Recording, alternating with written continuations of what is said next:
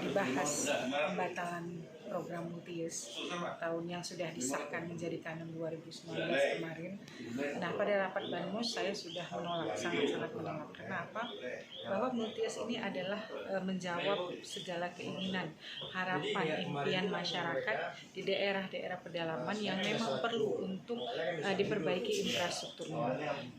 Contoh seperti wilayah Aceh Tamiang, Aceh Tamiang dan Aceh Timur.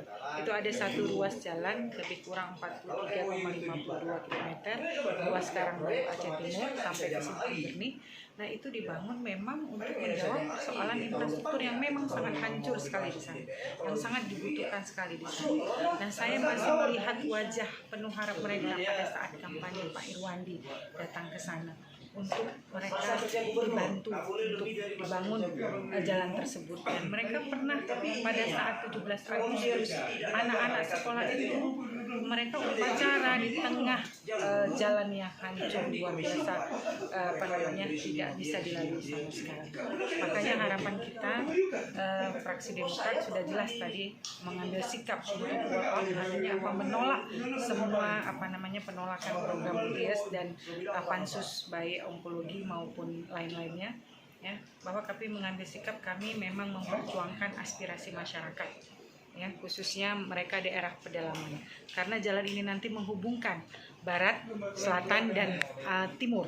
Ya, tadi sudah dijelaskan sama Pak Samaindra bahwasanya nanti dari Karangbaru Simpang Jernih itu terhubung untuk Aceh Tamiang dan Aceh Timur, dan selanjutnya terhubung Pinding sampai ke Aceh Timur.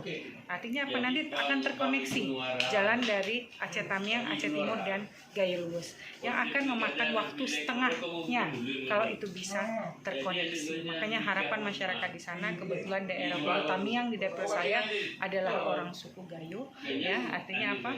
Mereka juga bukan hanya sekedar menyatukan infrastruktur, tapi menyatukan seni budaya yang ada di sana. Nah, harapan kami memang ini tetap dilanjutkan oleh Pak PLT Gubernur, karena ini benar-benar harapan dari masyarakat di daerah terpencil pedalaman.